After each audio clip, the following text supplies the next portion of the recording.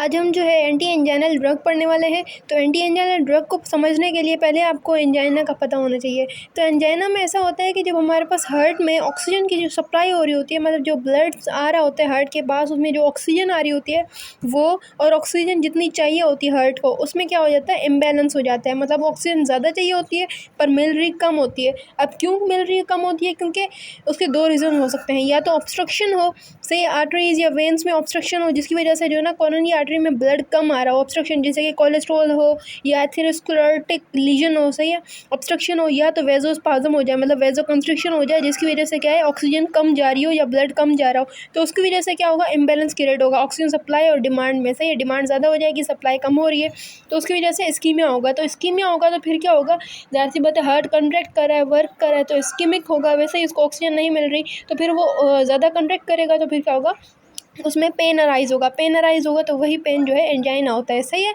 अब इसके दो रीज़न आपने पढ़ लिए, एक तो ऑब्स्ट्रक्शन, दूसरा वेजोस्पाज्म। अब जो ऑब्स्ट्रक्शन होती है ब्लड फ्लो में एथेरोस्क्लेरोटिक लीजन की वजह से जो ऑब्स्ट्रक्शन हो रही है, तो उसकी वजह से क्या होगा, ऑक्सीजन कम जा रहा है, ऑक्सीजन कम जा रहा है तो ऑक्सीजन की डिमांड भी बढ़ रही है। सही है, ज़्यादा ज़रूरत है, क्योंकि कंट्रैक्ट कर रहा है हार्ट, तो उसकी वजह से स्टेबल एंजाइना भी हो सकता है, मायोकार्डियल इन्फेक्शन भी हो सकता है, अनस्टेबल एंजाइना भी हो सकता है।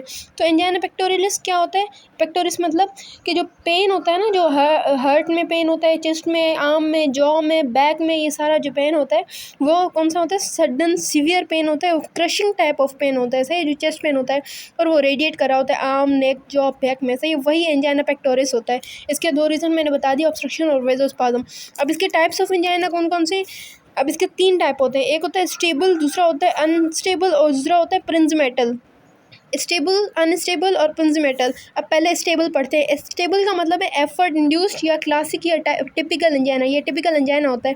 इसमें क्या होता है, बंदा थोड़ी सी भी एक्सरसाइज करता है, जैसे कि सीढ़ियाँ चढ़ रहा है या जो है कोई भी लोड उठा रहा है या थोड़ा सा चल रहा है, वॉक कर रहा है, कोई पुशअप्स लगा रहा है, तो फिर वो जो है ना वो एंजाइना अराइज हो सकता है। इसमें क्या होता है, heavy squeezing burning type of feeling होती है चेस्ट में। सही है, और ये ऑब्स्ट्रक्शन की वजह से होता है। जब मैंने बताया कि ऑब्स्ट्रक्शन हो जाती है ना कोरोनरी आर्टरी में, तो ऑब्स्ट्रक्शन की वजह से ये होता है। सही है, और फिजिकल एक्टिविटी या इमोशनल स्ट्रेस होता है। जब हमारे पास वैसे ही ऑब्स्ट्रक्शन है, वैसे ही ब्लड कम जा रहा है, ऑक्सीजन कम जा रहा है, तो ज़ाहिर सी बात है फिजिकल एक्टिविटी करेगा या इमोशनल होगा या एक्साइटमेंट होगी, तो फिर ऑक्सीजन की सप्लाई और ज़्यादा चाहिए उसे, नीड और ज़्यादा होती है ऑक्सीजन की, या डिमांड ज़्यादा बढ़ जाती है, तो वैसे ही ऑक्सीजन कम जा रहा है, तो उसकी वजह से क्या होता है कि इस्कीमिया हो जाता है। इस्कीमिया की वजह से पेन होता है, तो वो पेन जो होता है स्टेबल होता है। अब इसे स्टेबल क्यों कहते हैं? इस एंजाइना को क्यों स्टेबल है? क्योंकि ये जो है ना एक लिमिटेड या एक स्पेसिफिक वर्क के साथ ही होता है। जैसे कि आपको 10 सीढ़ियों से, मतलब एंजाइना हो रहा है किसी पेशेंट को 10 सीढ़ियों चढ़ने से हो रहा है, तो वो 10 सीढ़ियों की ही वजह से ही होगा। अब वो 9 चढ़ रहा होगा तो उसे पेन नहीं होगा, तो मतलब वो बिल्कुल इसका जो अमाउंट ऑफ एफर्ट है वो क्या होता है, कॉन्स्टेंट होता है। सही है, और पैटर्न ऑफ चेस्ट पेन भी बिल्कुल कॉन्स्टेंट होता है, तो इस वजह से वो चेंज नहीं होता है ना। मतलब अब 10 सीढ़ियों की वजह से ही हो रहा है या 11 की वजह से हो रहा है, तो वो चेंज नहीं होगा, अगली बार भी उसी सीढ़ियों की वजह से होगा, तो वो स्टेबल रहता है। सही है, और ये रेस्ट लेने से या नाइट्रोग्लिसरीन लेने से क्या होगा, ये रिलीव हो जाएगा पेन। और ये ऑब्स्ट्रक्शन की वजह से होते हैं, मैंने बताया, फिजिकल एक्टिविटी वगैरह की वजह से। इसे क्लासिक टिपिकल एंजाइना भी कहते हैं। और दूसरा होता है अनस्टेबल। अनस्टेबल को जो है ना मायोकार्डियल इन्फेक्शन और स्टेबल एंजाइना के बीच में हम रखते हैं। ये क्या होता है, इंटेंसिटी में इंक्रीज होता जाता है, ड्यूरेशन में, फ्रीक्वेंसी में, टाइम के साथ। अब एक बार जो है ना आपको 5 मिनट का अटैक आया था एंजाइना का किसी पेशेंट को, अब दूसरी बार जो है ना वो 10 मिनट तक पेन रहेगा। या अब पहले जो है 9 सीढ़ियों की वजह से पेन हो रहा था, अब जो है ना उसे 8 सीढ़ियों, 7 सीढ़ियों या 6 सीढ़ियों चढ़ने से जो है ना उसे पेन अराइज होगा। सही है, और ये रेस्ट या नाइट्रोग्लिसरीन की वजह से बिल्कुल नहीं रिलीव होगा। सही है, और कोई भी एंजाइना जो 20 मिनट से ज़्यादा रह रहा हो, या न्यूली बिल्कुल ऑनसेट हो एंजाइना, या पेन पहली बार हुआ हो, या जो है सडन उसे जो है ना शॉर्टनेस ऑफ ब्रेथ हो रहा है। सही है, जैसे कि डायबिटिक पेशेंट में, तो वो अनस्टेबल एंजाइना ही होता है। सही है, और दूसरा होता है प्रिंजमेटल या रेस्ट एंजाइना। वो रेस्टिंग कंडीशन में बंदा बैठा हुआ कुछ भी नहीं कर रहा, पर फिर भी जो है ना रेस्टिंग में ही उसे एंजाइना हो जाता है। अब ये क्यों होता है? क्योंकि कोरोनरी आर्टरी में स्पाज्म हो जाता है, मतलब स्पास्टिक वेजो कंस्ट्रिक्शन हो जाती है, तो वो जो है ना क्या होगा, ज़ाहिर सी बात है ऑक्सीजन की सप्लाई जो है कम हो रही होगी वेजोस्पाज्म में, तो ब्लड कम जा रहा है, ऑक्सीजन कम जा रही है, तो इसको हम क्या करेंगे, वेजोडायलेटर देंगे। वेजोडायलेटर कौन सी? हम नाइट्रोग्लिसरीन दे सकते हैं, कैल्शियम चैनल ब्लॉकर। नाइट्रोग्लिसरीन क्या करता है कि नाइट्रोग्लिसरीन चेंज हो जाता है नाइट्रिक ऑक्साइड में, नाइट्रिक ऑक्साइड वैसे ही वेजोडायलेटर है, तो एंडोथेलियम में जाके डायलेशन करवाएगा। और कैल्शियम चैनल ब्लॉकर ऐसे कि स्मूथ मसल में जो है ना हमारे पास मसल होते हैं ना, स्मूथ मसल सेल, तो उसमें क्या जाता है, कैल्शियम अगर ब्लॉक कर देंगे, कैल्शियम नहीं जाएगा, तो ज़ाहिर सी बात है वो स्मूथ मसल कंट्रैक्ट नहीं करेंगे तो रिलैक्स होंगे तो वेजोडायलेशन हो जाएगी, ओपनिंग हो जाएगी। तो these were the types of angina. Then हम करते हैं ट्रीटमेंट स्ट्रेटजीज कि हम ट्रीट कैसे कर सकते हैं। एज तो मैंने बता दिया, वेज़ोडाइलेटर दे दो, क्योंकि वेज़ोस्पाज़म है तो वेज़ोडाइलेटर हो जाएगा, वो खुल जाएंगी जो वेसल्स होंगी, तो नाइट्रेट दे सकते हैं। ये कैल्शियम चैनल ब्लॉकर जिसे मैंने पहले बताया। अब कार्डियो डिप्रेशन, अब देखो हार्ट में जो है ना, हार्ट फंक्शन ज़्यादा कर रहा है, बहुत ज़्यादा फंक्शन कर रहा है हार्ट।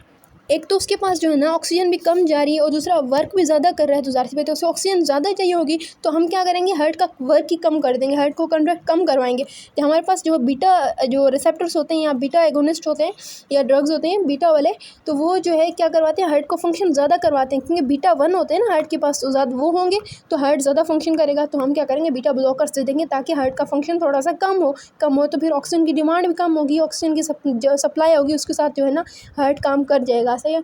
या सोडियम चैनल ब्लॉकर्स दे दें कि सोडियम जो है ना ज़्यादा अंदर मतलब बाहर ना जाए, अंदर बाहर ना जाए, तो फिर जो है ना डिपोलराइजेशन नहीं होगी, डिपोलराइजेशन नहीं होगी तो ज़ाहिर सी बात है कंट्रैक्शन नहीं होगी, कंट्रैक्शन ज़्यादा नहीं होगी हार्ट की, तो ऑक्सीजन की सप्लाई उसे और डिमांड उससे जो है कम जाएगी। या कि पोटेशियम चैनल ओपनर्स दे देंगे ताकि रिपोलराइजेशन हो जाए, रिपोलराइजेशन मतलब हार्ट जो है नॉर्मल स्टेट में रहेगा, सही है। नॉर्मल स्टेट रहेगा तो ज़ाहिर सी बात है ऑक्सीजन की डिमांड भी उससे कम हो जाएगी, तो वर्क कम हो जाएगा, तो हमने ये थोड़ा सा इसे कॉम्प्रोमाइज़ कर दिया।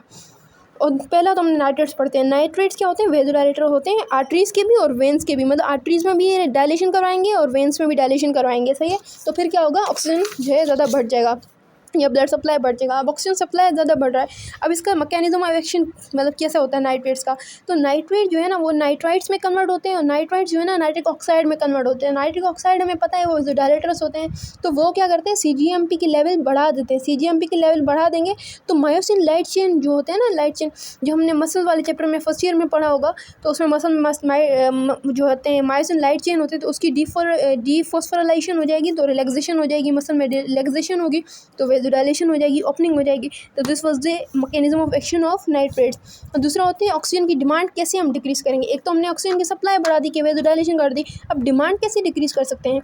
अब देखो हमने बोला कि नाइट्रेट्स जो है वेंस पे भी वर्क करते हैं, आर्टरीज़ पे भी वर्क करते हैं। अब वेंस में क्या करेंगे, वेंस को डायलेट करेंगे, तो आपको पता है वेंस सबसे ज़्यादा रिजर्वायर होते हैं ब्लड के, तो सबसे ज़्यादा ब्लड चला जाएगा वेंस में, तो वेंस में ज़्यादा मतलब पूल बन जाएगा, स्टोर हो जाएगा ब्लड, तो हार्ट के पास कम आएगा, हार्ट के पास मतलब कम आएगा, तो मतलब क्या कि वेनस रिटर्न डिक्रीज़ हो रहा है, वेनस रिटर्न मतलब हार्ट के पास ब्लड कम आ रहा है, तो हार्ट का वर्क भी कम हो जाएगा, लोड भी कम हो जाएगा, तो प्री लोड कम हुआ तो हार्ट जो है कंट्रैक्शन भी कम करेगा, कंट्रैक्शन कम करेगा तो ऑक्सीजन की डिमांड कम हो जाएगी, तो वर्क ऑफ हार्ट भी डिक्रीज़ हो जाएगा। अब इसके लिए ड्रग्स कौन से होते हैं नाइट्रेट्स, अब नाइट्रोग्लाइसिन होता है और दूसरा होता है आइसोसोर्बाइड मोनोनाइट्रेट और आइसोसोर्बाइड ड्राई नाइट्रेट। अब कैल्शियम में आपको जो है ना 2 और भी मिलेंगे, वो इतने खास नहीं, पर ये आपको इंपॉर्टेंट याद होनी चाहिए। तो नाइट्रोग्लाइसिन जो है ना वो फर्स्ट पास इफेक्ट करता है, फर्स्ट पास इफेक्ट आपको पता होगा, फर्स्ट चैप्टर में पढ़ा होगा फार्मा में, तो फर्स्ट पास इफेक्ट करता है, तो इसलिए हम जो है ना उसे ऑरली नहीं दे सकते, तो हम कैसे देते हैं उसे ट्रांसडर्मल पेजेस में या सबलिंगुअली देते हैं, ताकि वो फर्स्ट पास इफेक्ट ना जाए और फंक्शन हमें जो है रैपिडली मिल जाए उसका। और आइसोसोर्बाइड मोनोनाइट्रेट, इसका जो है ना थोड़ा सा लॉन्ग ड्यूरेशन ऑफ एक्शन होता है, बाकी दूसरा होता है आइसोसोर्बाइड डाइनाइट्रेट, सही है। अब इसके एडवर्स इफेक्ट क्या हो सकते हैं नाइट्रेट्स के, एक तो हेडेक हो सकता है, और हाई डोज अगर दे दें तो पोस्चुरल हाइपोटेंशन हो जाता है, फेशियल फ्लैशिंग मतलब फेस जो है ना बिल्कुल रेड हो जाता है, फ्लशिंग हो जाती है, और दूसरा टेकिकार्डिया होता है, हार्ट रेट बहुत ज़्यादा बढ़ जाता है।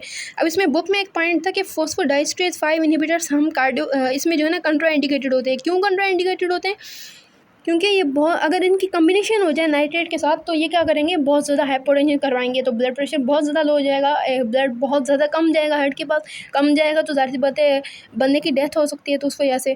और टॉलरेंस जो होता है ना नाइट्रेट्स में, जल्दी में ब्लड वेसल जो है ना उसे टॉलरेट कर जाती है, मतलब वो डिसेंसिटाइज हो जाती है, उनको फ़र्क ही नहीं पड़ता। नाइट्रेट्स अगर ज़्यादा देते रहें तो वो विजुलाइजेशन नहीं करेंगी, वो डिसेंसिटाइज हो रहेंगी, उनको फ़र्क ही नहीं पड़ेगा इन नाइट्रेट्स का।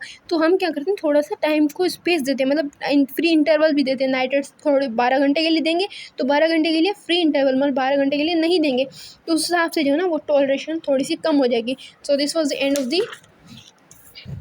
इसके बाद जो है ना फिर हम नेक्स्ट पार्ट में जो है हम दूसरे ट्रीटमेंट स्ट्रेटजीज जैसे कि calcium blockers, calcium channel blockers या जो है सोडियम चैनल ब्लॉकर्स वगैरह पढ़ेंगे। सही है, देन एंड।